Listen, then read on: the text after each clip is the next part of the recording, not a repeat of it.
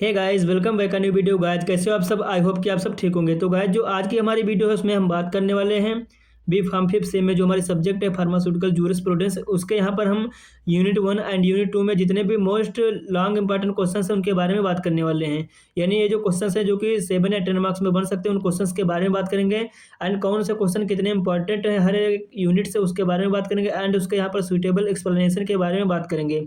तो गाइस, जो ये वीडियो है बहुत ज़्यादा इंपॉर्टेंट होने वाला है, तो आपको इस वीडियो को लास्ट तक वॉच करना है। आपको वीडियो को स्किप नहीं करना है। एंड इससे पहले की वीडियो में मैंने बात किया था यूनिट 3 एंड यूनिट 4 के बारे में। अगर आपने वो वीडियो नहीं देखा है तो उसका लिंक डिस्क्रिप्शन बॉक्स में, उसे आप जरूर देखिएगा।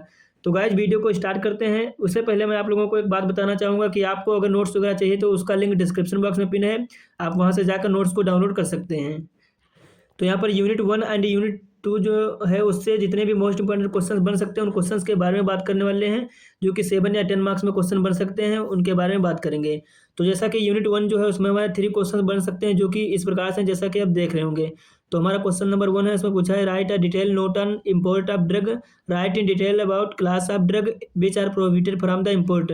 यानी इम्पोर्ट जो उसके बारे में आपको लिखना है, जिसकी जो ड्रग्स हैं जो कि प्रोहिबिटेड है इम्पोर्ट से, उसके क्लासेस के बारे में लिखना है, जो कि क्वेश्चन नंबर 7 या 10 मार्क्स में पूछा जाता है, जो कि बहुत ही ज़्यादा इंपॉर्टेंट है, जिसको कि मैंने गेस्ट पेपर में भी दिया था। तो आपने अगर गेस्ट पेपर देखा हुआ तो उसमें क्वेश्चन आपको मिल जाएगा, जो कि बहुत ही ज़्यादा इंपॉर्टेंट है। तो आपको इस क्वेश्चन को अच्छे से तैयार करके जाना है। एंड नेक्स्ट क्वेश्चन नंबर 2 है, उसमें पूछा है write a detail note on loan licence and repacking licence. मतलब loan licence and repacking licence जो है ये क्वेश्चन 7 मार्क्स में आता है, तो आपको बहुत अच्छे से इसको पढ़ के जाना है। एंड नेक्स्ट क्वेश्चन नंबर 3 जो है उसमें पूछा है write a condition for grant of licence for manufacturing of new drug. यानी जो हम किसी भी न्यू ड्रग की मैन्युफैक्चरिंग करते हैं तो उसमें जो ग्रांट लाइसेंस लगता है उसके लिए कंडीशंस क्या क्या होते हैं उसके बारे में इसमें लिखना है। तो ये हो जाते हैं हमारी यूनिट 1 से मोस्ट इंपॉर्टेंट क्वेश्चंस। एंड अब हम बात करते हैं यूनिट 2 के बारे में। तो यूनिट 2 में कुछ इस प्रकार से क्वेश्चन है, जैसा कि आप देख रहे होंगे यहाँ पर 7 क्वेश्चंस हैं, जो कि बहुत ज़्यादा इंपॉर्टेंट क्वेश्चंस है। एंड इन क्वेश्चंस का हर एक प्रॉपर में एक्सप्लेनेशन के बारे में बात करने वाले हैं आज के वीडियो में। तो यहाँ पर क्वेश्चन नंबर 1 जो है उसमें पूछा है write a detail note on schedule M with requirements of plant and equipment. यानी शेड्यूल एम जो है उसके बारे में आपको डिटेल नोट लिखना है एंड उसमें जितने भी इक्विपमेंट होते हैं उनकी रिक्वायरमेंट होती है उन सभी के बारे में लिखना है, जो कि एक बहुत ज़्यादा इंपॉर्टेंट क्वेश्चन है, रिपीटेड क्वेश्चन, तो आपको बहुत अच्छे से इसको पढ़ना है। एंड नेक्स्ट क्वेश्चन नंबर 2 है, आप लोग देख सकते हैं इस प्रकार से कि जो शेड्यूल एन होता है उसके बारे में आपको डिटेल में लिखना है, जो कि 7 मार्क्स का है। एंड यहाँ पर क्वेश्चन नंबर 3 जो उसमें पूछा है write a detail note of sale of drug. यानी सेल ऑफ ड्रग जो होती है उसके बारे में आपको डिटेल नोट लिखना है, जिसमें कि wholesale and retail sale and restricted licence क्या होता है उसको भी डिफाइन करना है। तो ये क्वेश्चन जो था वो 10 मार्क्स में आता है एंड 7 मार्क्स में भी आ जाता है कभी कभी, तो आपको बहुत अच्छे से इसको पढ़ के जाना है। एंड नेक्स्ट क्वेश्चन नंबर 4 जिसमें पूछा है write offences and penalties under the sale of drug. मतलब जो ड्रग आप सेल होती है उसकी जो ऑफेंसेस एंड पेनल्टीज होती है उसके बारे में लिखना है, जो कि 7 मार्क्स में पूछा है। तो इसी प्रकार से आप देख सकते हैं क्वेश्चन नंबर 5, 6 एंड 7 क्वेश्चन हो जाते हैं। तो अब हम स्टार्ट करते हैं अपनी यूनिट 1 से एक्सप्लेनेशन के बारे में। तो यूनिट 1 में क्वेश्चन नंबर 1 था, जिसमें पूछा था write a detail note on import of drug and write in detail classes of drug which are prohibited from the import.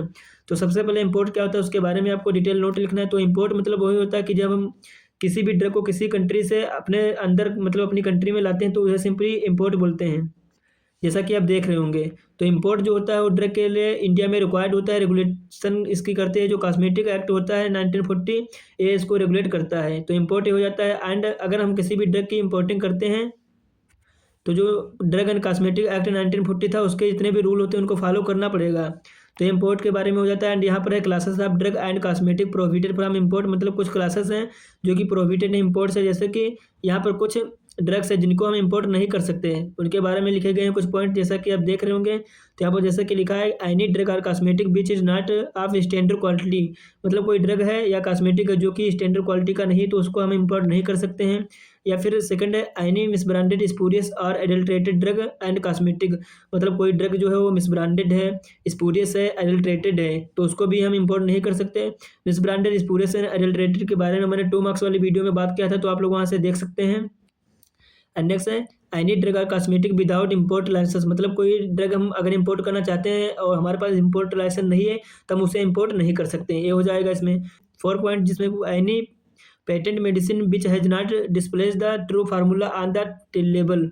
यानी कोई पेटेंट मेडिसिन है जो कि उसका कोई फार्मूला जो होता है वो उसके लेबल पर सही नहीं लिखा है, तो उसको भी इम्प्यूट नहीं कर सकते हैं हम। नेक्स्ट है any drug which claims to cure और प्रिवेंट डिजीज। मतलब कोई ड्रग ऐसी है जो कि शेड्यूल जे में जितने भी डिजीज होते हैं उनको प्रिवेंट एंड क्योर करने के बारे में बात करती है, तो उस ड्रग को भी हम इम्प्रूव नहीं कर सकते। जो कि शेड्यूल जे में डिजीज आते हैं, जो कि नॉन क्यूरेबल डिजीज होते हैं, जिनका कि ट्रीटमेंट नहीं किया जा सकता है, जैसे कि कैंसर हो गया, एड्स हो गया, तो ये सब इसमें आ जाएंगे शेड्यूल जे में। एंड नेक्स्ट है any cosmetic and drug which contain unsafe and harmful substance, मतलब कोई कॉस्मेटिक एंड ड्रग है जो कि हार्मफुल एंड अनसेफ जो सब्सटेंस होते हैं उनको कंटेन करती है, तो उसको भी इंपोर्ट नहीं कर सकते हैं।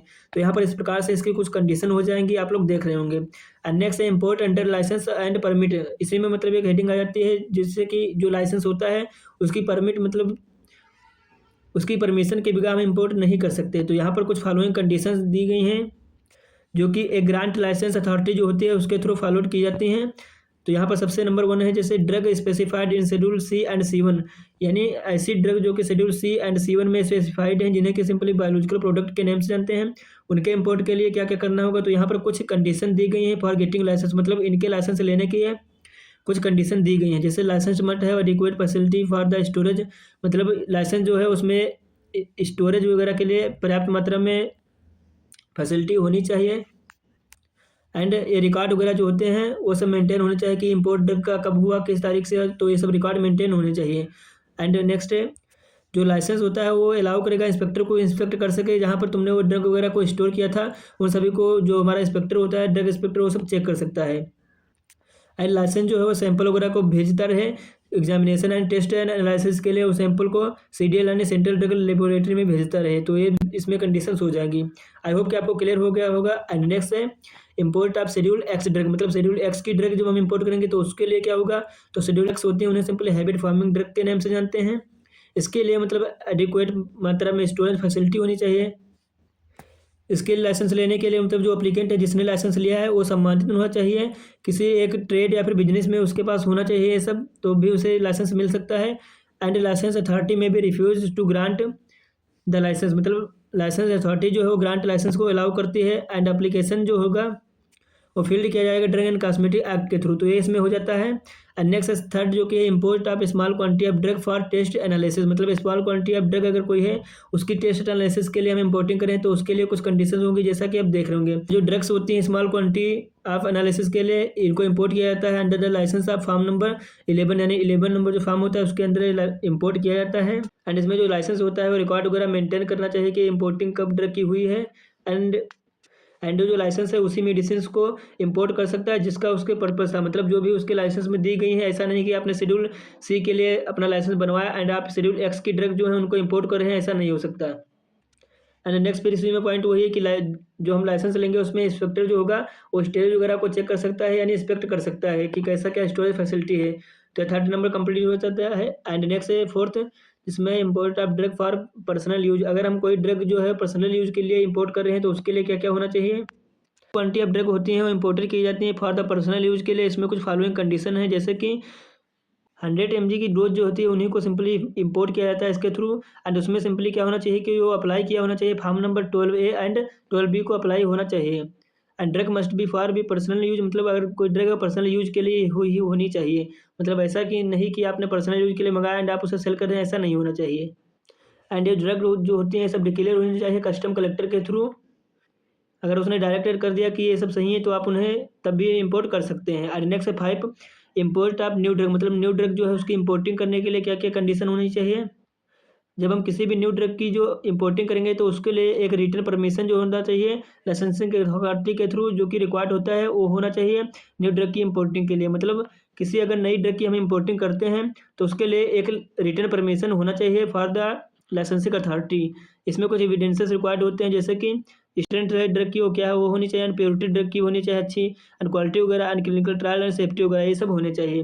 तो इंप्योरिटी ऑफ न्यू ड्रग के बारे में हो जाता है। नेक्स्ट इसके फंक्शनल पेनल्टीज आ जाते हैं जैसा कि आप लोग देख रहे होंगे, इनको भी पढ़ लेना है क्योंकि क्वेश्चन कभी ये भी पूछ सकता है कि जो ड्रग एंड कॉस्मेटिक एक्ट होती है इंपोर्ट ऑफ ड्रग उसके ऑफेंसिव पेनल्टीज के बारे में लिखिए, तो आपको इनको पढ़ लेना अच्छे से।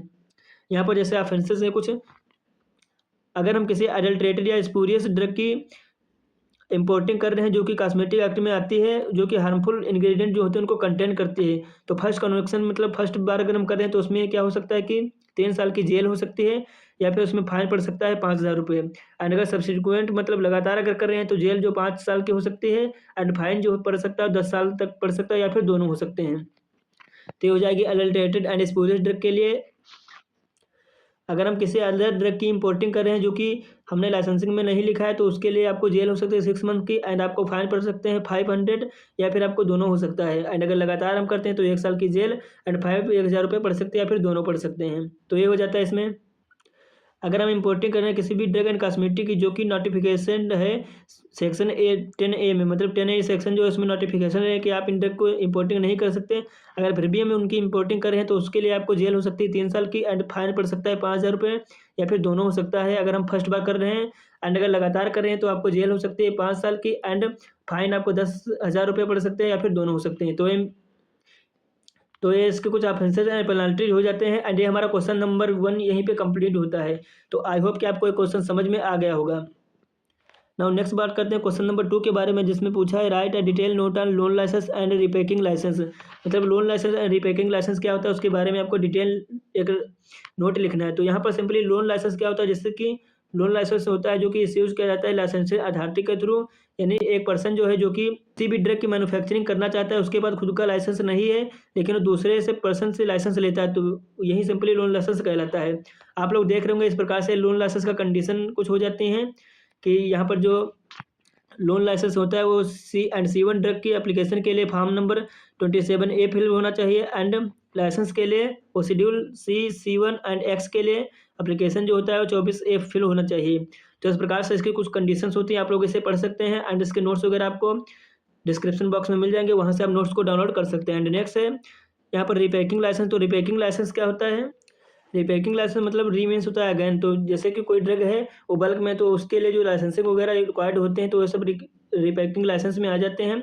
एंड इसके कुछ कंडीशन होते हैं, जैसे कि फॉर द रिपैकिंग लाइसेंस, इसके लिए मतलब अदर देन जो ड्रग्स C1 एंड X में हैं, इसके अदर देन हम अगर लाइसेंस लेते हैं रिपैकिंग का तो उसके लिए आपको एप्लीकेशन नंबर जो 24B फिल होना चाहिए। पैकिंग लाइसेंस के लिए यहाँ पर प्रॉपर मात्रा में जो हाइजीन वगैरह है वो मेंटेन हो चाहिए, ऐसा नहीं कि साफ सफाई नहीं है और वहीं पे आप इंपोर्टिंग वगैरह स्टोरेज कर रहे हैं, तो ये सब नहीं होना चाहिए। एंड ये सब सुपरविजन आप क्वालिफाइड पर्सन के अंडर में होना चाहिए। तो ये कुछ इसकी कंडीशन हो जाती हैं। आई होप कि आपको क्लियर हो गया होगा। एंड यहाँ पर रिपैकिंग लाइसेंस जो है उसकी कुछ ऑफेंसेस एंड पेनल्टीज हो जाएंगी। तो जैसा कि यहाँ पर ऑफेंसेस है कि हम अगर किसी भी ड्रग की मैन्युफैक्चरिंग कर रहे हैं जो कि एडल्ट्रेटेड या फिर स्पूरियस है, जो कि डेथ काज कर सकती है एज पर सेक्शन 320 IPC, तो उसके लिए आपको पेनल्टी जो है 5 साल की जेल पड़ सकती है, या फिर फाइन हो सकता है 10,000 का, या फिर दोनों हो सकते हैं। तो ये इसका ऑफेंसेस या पेनल्टी हो जाएंगे। एंड अगर हम मैन्युफैक्चरिंग कर रहे हैं किसी भी ड्रग की बिना लाइसेंस के, तो आपको जेल जो है 1 से 3 साल की जेल हो सकती है, एंड फाइन जो होगा 5,000 से कम नहीं होगा, मतलब 5,000 से ज़्यादा ही होगा।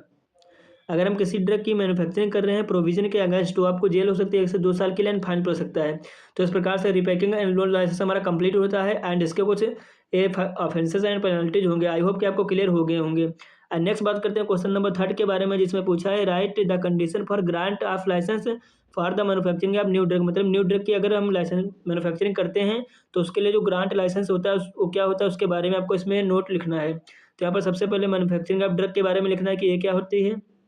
तो जो ड्रग की मैन्युफैक्चरिंग होती है रेगुलेट होती है ड्रग एंड कॉस्मेटिक एक्ट 1940 के थ्रू ये रेगुलेटर की जाती है। तो मैन्युफैक्चरिंग में क्या होता है कि ये इंक्लूड करती है processing, making, altering, finishing, packaging, labelling and distribution of drug, लेकिन ये कंपाउंडिंग एंड डिस्पेंसिंग जो है इंक्लूड नहीं करती। तो ये सिंपली मैन्युफैक्चरिंग में हो जाती हैं। एंड इसके लिए कुछ प्रोविजन मैन्युफैक्चरिंग एंड सेल की सर्टेन कंडीशन है जिन्हें आप पढ़ सकते हैं।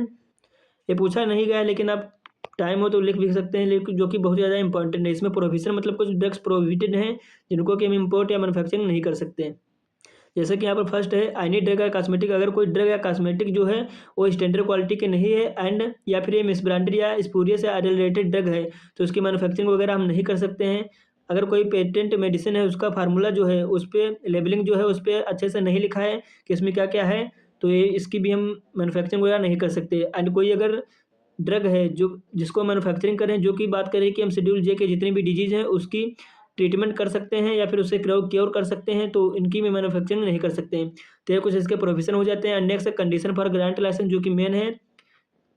तो यहाँ पर इसकी कुछ कंडीशन होती है, जैसे कि लाइसेंस जो होता है ग्रांटेड करने के लिए एप्लीकेंट को उसके कुछ फॉलोइंग कंडीशंस होती हैं, जैसे कि जो मैन्युफैक्चरिंग होनी चाहिए किसी भी ड्रग की वो कंडक्टेड होनी चाहिए अंडर डायरेक्शन ऑफ सुपरविजन, मतलब किसी सुपरविजन टेक्निकल स्टाफ के अंडर में जो मैन्युफैक्चरिंग होनी चाहिए। एंड ये जो लाइसेंस एंड परमिशंस होती हैं ये फुलफिल होनी चाहिए इनकी कंडीशन एंड रिक्वायरमेंट की, जो कि जीएमपी यानी गुड मैन्युफैक्चरिंग में आते हैं। अंदर शेड्यूल एम, जो शेड्यूल एम में ड्रग्स आती हैं उनके लिए लाइसेंस परमिशन जो होने चाहिए वो सब फुलफिल होने चाहिए। एंड जो लाइसेंस होता है वो पर्याप्त मात्रा में स्पेस वगैरह को प्रोवाइड करे, प्लांट मतलब इक्विपमेंट वगैरह जो होते हैं, जो कि शेड्यूल एम में जितने भी इक्विपमेंट आते हैं जो कि रन कराते हैं वो सब पर्याप्त मात्रा में अवेलेबल होने चाहिए। एंड जो लाइसेंस होता है मस्ट प्रोवाइड करना चाहिए कि सेपरेट टेस्टिंग कर सकें या फिर क्वालिटी कंट्रोल वगैरह हम किसी भी ड्रग की एंड स्टैंडर्डाइजेशन के लिए रॉ मटेरियल को ले सके, तो ये सब इसमें होना चाहिए। तो इसके कोई कंडीशन होते हैं ग्रांट ऑफ लाइसेंस के। आई होप कि आपको क्लियर हो गया। एंड इसमें कुछ इसके टाइप है लाइसेंस के, जैसे कि यहाँ पर हो जाता है टाइप फर्स्ट, जिसमें कि licence for manufacturing of drug, मतलब ऐसे ड्रग्स हैं जिनकी मैन्युफैक्चरिंग के लिए लाइसेंस होता है। यहाँ पर 4 टाइप के, जैसे कि for manufacturing of schedule C and C1 drug, इसके लिए लाइसेंस होता है। And for manufacturing of X drug, मतलब एक्स ड्रग जो होती हैं जो भी शेड्यूल एक्स में आती हैं उनकी मैन्युफैक्चरिंग के लिए कोई लाइसेंस होता है। And for the manufacturing of other than C1 and X, मतलब उन ऐसी ड्रग जो कि schedule C and C1 and X में नहीं आती हैं, उसके अलावा ड्रग जो होती हैं उनकी लाइसेंसिंग जब हम करते हैं उसके लिए भी कुछ लाइसेंस वगैरह होने चाहिए। एंड नेक्स्ट है for the manufacturing of drug tested analysis of examination, मतलब हम किसी भी ड्रग की मैन्युफैक्चरिंग करते हैं उसके एनालिसिस एंड एग्जामिनेशन के लिए ये सब होने चाहिए। तो यहाँ पर थर्ड सेकंड जो है वो है loan licence for the manufacturing of drug and repacking licence. तो आई होप कि आपको ये क्वेश्चन भी क्लियर हो गया होगा। तो इस प्रकार से हमारी यूनिट 1 में इतने ही क्वेश्चन थे जो कि कंप्लीट होते हैं। एंड नेक्स्ट हम बात करते हैं यूनिट 2 के बारे में। उससे पहले कि आपको हम बताना चाहेंगे कि आपको इसके नोट्स वगैरह नीचे डिस्क्रिप्शन बॉक्स में मिल जाएंगे, या फिर आप हमारे टेलीग्राम ग्रुप में जाकर इसके नोट्स जो हैं उसको डाउनलोड कर सकते हैं, या फिर आप व्हाट्सएप ग्रुप में जाकर इसके नोट्स वगैरह डाउनलोड कर सकते हैं, जिसका कि लिंक डिस्क्रिप्शन बॉक्स में पिन है। तो हमारी यूनिट 2 में 6-7 क्वेश्चन है जो कि बहुत ज़्यादा इंपॉर्टेंट है। सबसे पहले क्वेश्चन नंबर 1 जो है उसमें पूछा है write a detail note of schedule M with requirement of plant and equipment, मतलब शेड्यूल एम जो होता है उस पर आपको डिटेल नोट लिखना है, जो कि बहुत ही ज़्यादा इंपॉर्टेंट क्वेश्चन है। तो आपको बहुत अच्छे से इस क्वेश्चन को प्रिपेयर करके एग्जाम देने जाना है। तो सबसे पहले आपको शेड्यूल एम क्या होता है उसके बारे में पता होना चाहिए। एंड इससे पहले की जो वीडियो थी जिसमें मैंने बताया था कि शेड्यूल की ट्रिक्स कुछ जिससे कि आप शेड्यूल को आसानी से लर्न कर सकते हैं, तो आप लोग वो वीडियो जरूर देखिएगा। तो शेड्यूल एम जो होता है इसमें गुड मैन्युफैक्चरिंग एंड जीएमपी जो आती है किसी भी ड्रग की वो आती है, जिसमें जो रिक्वायरमेंट होते हैं फैक्ट्री परमिशन एंड प्लांट के लिए इक्विपमेंट के वो सब इसी में आते हैं। एंड यहाँ पर कुछ जनरल रिक्वायरमेंट होंगी, जैसे कि लोकेशन एंड सराउंडिंग, मतलब वहाँ पर एरिया जो क्या है वह क्या है, उसके चारों तरफ का एरिया वगैरह, कोई डस्ट वगैरह तो वहाँ पर प्रेजेंट नहीं है, ये सब इसमें आते हैं, मतलब ये सब फ्री फ्राम होने चाहिए। एंड बिल्डिंग एंड परमिशंस, मतलब वहाँ पर बिल्डिंग वगैरह जो है वो क्या है वो सब सही होनी चाहिए। एंड वहाँ का वाटर सिस्टम जो है वो प्रॉपर मात्रा में अच्छा होना चाहिए, ऐसा कि नहीं कि वहाँ पर माइक्रोबियल ग्रोथ हो वाटर में, ये सब नहीं होना चाहिए। एंड डिस्पोजल एंड वेस्टेज वगैरह जो थे ऐसा नहीं कि वो एनवायरनमेंट में प्रेजेंट होना चाहिए, ये सब नहीं होना चाहिए। तो इसी प्रकार से यहाँ पर वेयर हाउस एरिया वगैरह होना चाहिए, एंड क्वालिटी कंट्रोल एरिया होना चाहिए, मैन्युफैक्चरिंग ऑपरेशन, ये सब चीज़ें प्रॉपर मात्रा में होनी चाहिए। एंड यहाँ पर जैसे कि जो हमारा शेड्यूल एम होता है उसके फर्दर 3 सब टाइप होते हैं, जैसे कि शेड्यूल M1 हो गया, M2 हो गया, M3 हो गया। तो यहाँ पर M1 क्या होता है, इसमें जैसे कि रिक्वायरमेंट आती है ऐसे पेशेंट के लिए जिनकी की नीड होती है मैन्युफैक्चरिंग ऑफ होम्योपैथिक मेडिसिन, मतलब होम्योपैथिक मेडिसिन जो होती हैं उनकी मैन्युफैक्चरिंग के लिए जिन रिक्वायरमेंट होती है इक्विपमेंट या फैक्ट्री परमिशन की, वो सब शेड्यूल एम में आती हैं। एंड शेड्यूल M2 जो है उसमें मतलब क्या होता है कि रिक्वायरमेंट होती है फैक्ट्री परमिशन की for the manufacturing of cosmetic, मतलब कॉस्मेटिक जो होती हैं ड्रग्स उन सभी की मैन्युफैक्चरिंग के लिए शेड्यूल M2 में जो भी रिक्वायरमेंट होती है फैक्ट्री परमिशन की वो सब इसमें आती हैं। एंड नेक्स्ट है शेड्यूल M3। तो M3 जो होता है इसमें जैसे कि मेडिकल डिवाइसेस वगैरह जो होती हैं उनकी मैन्युफैक्चरिंग के लिए जितनी भी रिक्वायरमेंट फैक्ट्री परमिशन होती हैं ये सब इसी में आती हैं। तो आई होप कि आपको क्लियर हो गया होगा इसके टाइप्स वगैरह। एंड नेक्स्ट है requirement for the plant and equipment, मतलब प्लांट एंड इक्विपमेंट जो होता है उसके लिए क्या क्या रिक्वायरमेंट होती है। तो यहाँ पर कुछ फॉलोइंग रिक्वायरमेंट है for the ointment lotion and emulsion, जैसे कि इसकी मैन्युफैक्चरिंग कर रहे हैं ऑइंटमेंट की या फिर लोशन की या फिर इमल्सन की, जो यहाँ पर क्या क्या होना चाहिए। सबसे पहले मिक्सिंग टैंक होना चाहिए, केटल स्टिंग होना चाहिए, अकोलाइड मिल होना चाहिए, jar and tube filling equipment होना चाहिए, एरिया रिक्वायर्ड होना चाहिए 30 स्क्वायर आपकी एरिया जो है वो रिक्वायर्ड होनी चाहिए। तो ये इसके लिए हो जाएंगे। Next syrup elixir and solution की अगर हम मैन्युफैक्चरिंग कर रहे हैं तो उसके लिए क्या होना चाहिए, जैसे कि मिक्सिंग एंड स्टोरेज टैंक वगैरह होना चाहिए, वैक्यूम फिल्टर होना चाहिए, एंड डी आयनाइजर या फिर वाटर स्टील होना चाहिए, पायरेटेबल मिक्सर होना चाहिए, एंड उसकी जो एरिया है वो लगभग 3 स्क्वायर मीटर होनी चाहिए। एंड नेक्स्ट यहाँ पर आते हैं जैसे कि इक्विपमेंट आर रिक्वायर्ड फॉर, जैसे कि इक्विपमेंट जो कुछ रिक्वायर्ड होते हैं जैसे कि ग्रेनुलेशन सेक्शन के लिए जिसमें कि डिसइंटीग्रेटर होना चाहिए, पाउडर मिक्सर होना चाहिए, मास मिक्सर होना चाहिए, ग्रेनुलेटर होना चाहिए। एंड टैबलेट सेक्शन के लिए जैसे कि टैबलेट मशीन होनी चाहिए, पंचिंग मशीन होनी चाहिए, टैबलेट काउंटर होना चाहिए, तो ये होना चाहिए। एंड नेक्स्ट है अगर कोई हम पाउडर वगैरह की मैन्युफैक्चरिंग कर रहे हैं उसके लिए इक्विपमेंट रिक्वायर्ड होते हैं, जैसे कि डिसइंटीग्रेटर हो गया, मिक्सर हो गया, स्टिफर हो गया, फिलिंग इक्विपमेंट हो गए, तो ये सब इसके लिए रिक्वायर्ड होते हैं। तो आई होप कि आपको ये सब क्लियर हो गए होंगे। बस इतना ही कंटेंट आपको इस क्वेश्चन में लिखना था। एंड नेक्स्ट बात करें शेड्यूल एन के बारे में, तो शेड्यूल एन जो होता है उसमें जैसे कि मिनिमम इक्विपमेंट जो फार्मेसी की लैब्स वगैरह जो होते हैं उन सभी को रन कराते हैं और सब इसमें आते हैं, तो आप लोग इसे आसानी से पढ़ सकते हैं। इसमें कुछ ऑपरेटर्स वगैरह होते हैं जैसे कि balance, dispensing, sensitivity and balance counter होना चाहिए। ये सब इसमें इक्विपमेंट जो होते हैं रिक्वायर्ड होते हैं। यहाँ पर बुक वगैरह होती है, आप लोग पढ़ सकते हैं क्या क्या बुक इसमें होनी चाहिए। तो ये सभी इस प्रकार से क्वेश्चन हमारे कंप्लीट होते हैं। नेक्स्ट बात करते हैं क्वेश्चन नंबर 3 के बारे में, जिसमें कि पूछा है write a detail note of sale of drug, मतलब सेल ऑफ ड्रग क्या होता है उसके बारे में आपको डिटेल में नोट लिखना है, जो कि एक बहुत ही ज़्यादा इंपॉर्टेंट क्वेश्चन है। समझ लीजिए कि आपको एग्जाम में मिलेगा, तो आपको बहुत अच्छे से इसको पढ़ के जाना है। एंड यहाँ पर 10 या फिर 7 मार्क्स में आ सकता है। मोस्टली ये क्वेश्चन 10 मार्क्स में ही आता है, तो आपको 10 मार्क्स के अकॉर्डिंग इस क्वेश्चन को पढ़ के जाना है। अब हम बात करते हैं सेल के बारे में, तो सेल जो होती है कैसी प्रोसेस होती है, मतलब जैसे किसी भी ड्रग की हमने मैन्युफैक्चरिंग की एंड मैन्युफैक्चरिंग करने के बाद वो ड्रग जो है डायरेक्टली कंज्यूमर तक पहुंच रही है किसी भी पर्सन के थ्रू, तो वो सिंपली सेल कहलाते हैं। वो डायरेक्टली हो सकती है या फिर इनडायरेक्टली हो सकती है, तो ये सेल हो जाती है। एंड यहाँ पर जैसे कि मैन्युफैक्चरिंग हमने की इंडस्ट्रियल पर्पज पे, तो होल सेल हुई उसकी। होलसेल होने के बाद वो रिटेलर्स के पास गई। होलसेलर मतलब जो होते हैं जैसे कि थोक के विक्रेता होते हैं, रिटेलर जो होते हैं फुटकर विक्रेता होते हैं। फिर उसके बाद कंज्यूमर तक गई एंड कंज्यूमर के जाने के बाद वो पेशेंट तक गई, तो सेल की प्रोसेस हो जाएगी। एंड यहाँ पर सेल की आप ड्रग जो होते हैं उसके कुछ टाइप्स होते हैं, जैसे कि होलसेल होती है मतलब थोक के विक्रेता जो होते हैं, एंड उसकी रिटेल सेल होती है मतलब फुटकर विक्रेता होती है। तो होलसेल इसके लिए जैसे कि फ्राम शॉप्स होते हैं एक टाइप होता है, एंड फ्राम मोटर व्हीकल मतलब मोटर व्हीकल के थ्रू जो बेचते हैं, या फिर होलसेल करते हैं कुछ लोग जो कि शॉप वगैरह करते हैं। होलसेल मतलब थोक के विक्रेता होते हैं। इसमें जैसे कि क्या होता है, इसमें licence for wholesale of schedule C and C one, मतलब सी एंड सी1 के लिए लाइसेंस होता है। एंड फिर नेक्स्ट है इसमें licence for drugs other than schedule C and C one, मतलब ऐसी लाइसेंस होना चाहिए उन ड्रग के लिए जो कि सी एंड सी1 में नहीं है, मतलब उसके other than. And next motor vendor की बात करते हैं, तो मोटर व्हीकल जो है उसमें जैसे कि लाइसेंस होना चाहिए, licence for schedule C and C one drug, licence for schedule C and C one other than, मतलब इसके अलावा जो होते हैं। तो इस प्रकार से इसके थोक के लाइसेंस हो जाते हैं, जिनको आपको आसानी से लर्न हो जाएंगे। बस आपको यहाँ पर मोटर व्हीकल एंड शॉप वगैरह है, एंड इसमें जो कौन सी स्पेसिफाइड है सी एंड सी1 में एंड स्पेसिफाइड नहीं है, इन चीज़ों को लर्न कर लेना है। सेम इसी प्रकार से रिटेल सेल में हो जाएगा, क्योंकि कुछ होते हैं जैसे कि फ्राम शॉप से करते हैं, जैसे कि फार्मेसी के मिस्ट होंगे, ड्रगिस्ट होंगे एंड ड्रग स्टोर होंगे। एंड कुछ मोटर व्हीकल या फिर वेंडर्स जो होते हैं उनके थ्रू करते हैं, जैसे कि ऐसी ड्रग्स जो कि शेड्यूल सी एंड सी1 में आती हैं एंड शेड्यूल एक्स में आती हैं, एंड ऐसी ड्रग जो कि schedule C and C one and X में नहीं आते उसके अदर हैं, तो रिटेलर शुरू हो जाएंगे। होलसेल जैसा कि आप देख रहे होंगे, तो जैसा मैंने बताया कि होलसेल जैसे कि फुटकर विक्रेता होते हैं, तो एक ऐसी सेल होती है जिसमें कि होलसेलिंग की जाती है।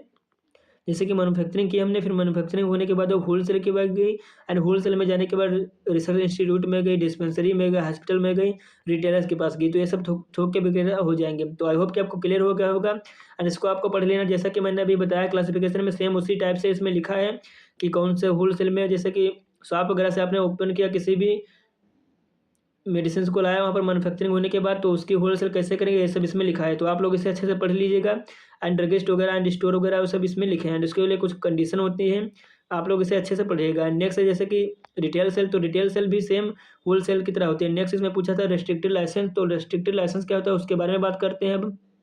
रेस्ट्रिक्टेड लाइसेंस ऐसा लाइसेंस होता है जैसे कि हम किसी भी ड्रग की सेलिंग वगैरह करना चाहते हैं, तो बिना हम सुपरविजन के या फिर अंडर क्वालिफाइड पर्सन के हम कर सकते हैं, तो वो सिंपली रेस्ट्रिक्टेड पर्सन कहलाता है। जैसे कि हमने कोई ड्रग मैन्युफैक्चरिंग किया, मैन्युफैक्चरिंग करने के बाद उसकी जैसे कि हमने सेलिंग स्टार्ट किया, एंड सेलिंग स्टार्ट होने से मतलब कि यहाँ पर हमने कोई लाइसेंस वगैरह नहीं लिया, या पर्सन या अंडर सुपरविजन में हम लाइसेंसिंग वगैरह जो है ये सब नहीं किया, एंड सेलिंग उसकी कर रहे हैं, तो ये इसके लिए सिंपली जो लाइसेंस रिक्वायर्ड होता है रेस्ट्रिक्टेड लाइसेंस होता है। जैसे कि आपने देखा कुछ लोग होते हैं जो कि पढ़े लिखे नहीं होते, फिर भी ड्रग वगैरह जो होती है उनकी मार्केटिंग एंड उनको सेलिंग वगैरह करते हैं, तो वो सब रेस्ट्रिक्टेड लाइसेंस लिए होते हैं। तो आई होप कि आपको क्लियर होगा, एंड इसी टाइप से सेम इसमें इसकी कंडीशन वगैरह लिखी है, आप लोग इसे पढ़ लीजिएगा। एंड यहाँ पर लाइसेंसिंग जो होती है उसके लिए कुछ फार्म नंबर होते हैं जो कि आपको पढ़ लेना, जैसे कि licence for and their form number, तो यहाँ पर लाइसेंस रिसीव्ड होते हैं, एंड जो ड्रग्स होती हैं जो कि other than C one and C and drugs X में आती हैं उसके अदर देन होते हैं, एंड ऐसे ड्रग जो कि सी एंड सी1 में आती है, एंड ऐसे ड्रग जो कि केवल शेड्यूल एक्स में आती है। जैसे कि तो यहाँ पर इसके लिए जैसे लाइसेंस जो होता है वो लगता है 20, एंड इसका जो शेड्यूल जैसे कि सी एंड सी1 के लिए ड्रग लाइसेंस जो होता है वो 21 लगता है, एंड शेड्यूल एक्स में जो ड्रग आती है उनके लिए लाइसेंस होता है वो 20F होता है। तो इसी प्रकार से आपको retailer, wholesale and wholesale from motor vehicle restricted licence प्रकार से आपको इसमें पढ़ लेना है। एंड नेक्स्ट बात करते हैं यहाँ पर क्वेश्चन नंबर 4 के बारे में, तो जिसमें कि पूछा है write the offences and penalties of under the sale of drug, मतलब सेल ऑफ ड्रग जो होती है उसकी ऑफेंसेस एंड पेनल्टीज क्या होती है उसके बारे में आपको इसमें लिखना है, जो कि बहुत ज़्यादा इंपॉर्टेंट क्वेश्चन है, जो कि 7 मार्क्स में आ सकता है। तो आपको इस क्वेश्चन को बहुत अच्छे से पढ़ कर जाना है एग्जाम देने। तो यहाँ पर कुछ ऑफेंसेस एंड पेनल्टीज हैं, जैसे कि किसी भी ड्रग की हम सेलिंग कर रहे हैं, स्टॉकिंग कर रहे हैं, या फिर उसका एक्सहिबिशन कर रहे हैं, जो कि डेथ वगैरह जो होती है उसको काज कर सकते हैं, या फिर सीरियस हार्ट डिजीज जो है वो काज कर सकती है, जो कि सेक्शन 20 में आते हैं आईपीसी के। तो उनके लिए जैसे कि यहाँ पर कुछ पेनल्टी है, जैसे कि इम्प्रेसमेंट फ्रॉम 5 ईयर, मतलब 5 साल की कैद होना, उसमें 5 साल की जेल हो सकती है, या फिर उसमें 10,000 से ज़्यादा ही उसमें जुर्माना उसको पड़ेगा। तो ये हो जाते हैं अगर हम किसी भी ड्रग की सेल, स्टॉकिंग एंड एक्सहिबिशन कर रहे हैं, जो कि ड्रग अडल्ट्रेटेड ड्रग है उसकी हम सेल एंड स्टॉकिंग वगैरह कर रहे हैं, तो उसके लिए जैसे कि इम्प्रेसमेंट यानी कि उसमें 1 से 3 साल की सज़ा हो सकती है एंड 5,000 रुपये उसमें जुर्माना पड़ सकते हैं। एंड नेक्स्ट अगर जब हम लगातार करें तो उसमें 2 से 6 साल की जेल हो सकती है एंड उसमें 10,000 रुपये जुर्माना पड़ सकते हैं। और सेम यहाँ पर इस पूरे ड्रग के लिए हो जाता है कि 3 साल की सज़ा होगी एंड फाइन होगा 5,000 से कम नहीं होगा, एंड अगर हम कंटिन्यू कर रहे हैं तो 6 से 10 साल की सज़ा होगी एंड जो फाइन होगा 10,000 से कम नहीं होगा। तो इस प्रकार से इसमें हो जाता है। आई होप कि आपको क्लियर हो गए होंगे ऑफेंसेस एंड पेनल्टीज क्या होते हैं। तो इनको आपको बहुत अच्छे से पढ़ लेना है, इसके नोट्स वगैरह आपको मिल जाएंगे डिस्क्रिप्शन बॉक्स में लिंक, वहाँ से आप अगर इसको एक बार पढ़ते हैं तो आपको समझ में आ जाता है। एंड नेक्स्ट पूछा right then brief about DTAB and constitution and function, मतलब डीटीएफ जो होता है उसका कॉन्स्टिट्यूशन एंड फंक्शन क्या होता है उसके बारे में आपको लिखना है। तो यहाँ पर जो एडमिनिस्ट्रेशन एक्ट था एंड उसके रूल आए थे उसी के अंतर्गत में ये सब आई थी, जिसमें कि एडवाइजरी बॉडीज आई थी, जिसमें कि ड्रग टेकलिंग एडवाइजरी बॉडी यानी डीटीएफ आया था, एंड ड्रग कंसल्टेटिव कमेटी यानी डीसीसी आया था, एंड कुछ एनालिटिकल बोर्ड होते हैं जैसे कि सीडीएल है, सेंट्रल ड्रग लेबोरेटरी हो जाती है एंड स्टेट ड्रग लेबोरेटरी हो जाती है, ये सब आती है। कुछ एग्जीक्यूटिव बोर्ड आते हैं जैसे कि लाइसेंसिंग अथॉरिटी होगी, ड्रग इंस्पेक्टर्स हो गए, कस्टम कलेक्टर्स हो गए, तो ये सब इसमें कुछ आ जाते हैं। डीटीएफ क्या था उसके बारे में, तो डीटीएफ मतलब ड्रग टेक्निकल एडवाइजरी बोर्ड। तो यहाँ पर इसमें कुछ फॉलोइंग मेंबर्स होते हैं, जैसे कि एक्स ऑफिसियो मेंबर हो गए, नॉमिनेटरी मेंबर हो गए, इलेक्टेड मेंबर होंगे। तो यहाँ पर एक्स ऑफिसियो मेंबर के बारे में बात करते हैं। तो यहाँ पर फर्दर मैनी टाइप के मेंबर होते हैं, जैसे कि एक होता है director general of health services, जो कि एक चेयरमैन होना चाहिए, drug controller of India and director central drug laboratory Kolkata. तो ये सब आपको मेंबर पढ़ लेना है, इनको समझाने वाला कोई बात नहीं इसमें। आप लोग अगर एक बार इसको अच्छे से पढ़ते हैं तो आपको आसानी से समझ में आ जाएगा। एंड इसी प्रकार से इसके फंक्शन कुछ हो जाएंगे, जैसे कि इसके फंक्शन क्या होते हैं। जो डीटीएफ होता है वो एडवाइस करता है सेंट्रल एंड स्टेट गवर्नमेंट को कि टेक्निकल मैटर्स वगैरह जो हैं उसके एडमिनिस्ट्रेशन जो एक्ट हैं उन सभी को एडवाइस करता है। एंड अमेंडमेंट जो होते हैं उसको मैक्स या फिर मॉडिफिकेशन करता है, अमेंडमेंट जो होते हैं उसको मॉडिफाई करने का वर्क करता है। एंड ये कुछ फंक्शन वगैरह होते हैं जो कि असाइन किए जाते हैं अदर एक्ट के थ्रू, उन सभी को लागू वगैरह करता है। तो ये सब इसके फंक्शन हो जाएगा। एंड नेक्स्ट क्वेश्चन नंबर 6 जिसमें कि पूछा है राइट अबाउट डीसीसी यानी drug consultative committee and central drug laboratory, उसके फंक्शन आपको लिखना है। तो यहाँ पर सबसे पहले डीसीसी के बारे में लिखना है। तो यहाँ पे ड्रग कंसल्टेटिव कमेटी जो होती है वो एक एजेंसी होती है जो कि कंप्राइज करती है 2 रिप्रेजेंटेटिव को, जो कि नॉमिनेटेड किए जाते हैं सेंट्रल गवर्नमेंट के थ्रू, जिसमें से एक नॉमिनी जो होता है वो स्टेट गवर्नमेंट के थ्रू नॉमिनेट किया जाता है। एंड ये जो बॉडी होती है ड्रग कंसल्टेटिव कमेटी, उसके अंदर खुद की पावर होती है कि उसके जो प्रोसीजर वगैरह हैं वो स्वयं चेंज कर सकती है। तो इसके बारे में हो जाता है। एंड इसके फंक्शन वगैरह हैं आप लोग देख रहे होंगे। यानी एडवाइस करता है central drug and state drug government जो होती है उसको एडवाइस करता है for the drug technical advisory board के लिए कि कोई मैटर वगैरह है तो उसमें जैसे कि एडमिनिस्ट्रेशन के लिए जो एक्ट आया था उन सभी चीज़ों के बारे में ये सब बताता है। तो इसके फंक्शन हो जाएंगे। एंड ये जो होता है ड्रग कंसल्टेटिव कमेटी, ये रिक्वायर्ड होता है कि मतलब इसके पावर्स या फिर इसके जो रूल्स वगैरह होते हैं वो स्वयं, इसके प्रोसीजर जो होते हैं वो स्वयं ये चेंज कर सकता है। तो इसके फंक्शन हो जाएंगे।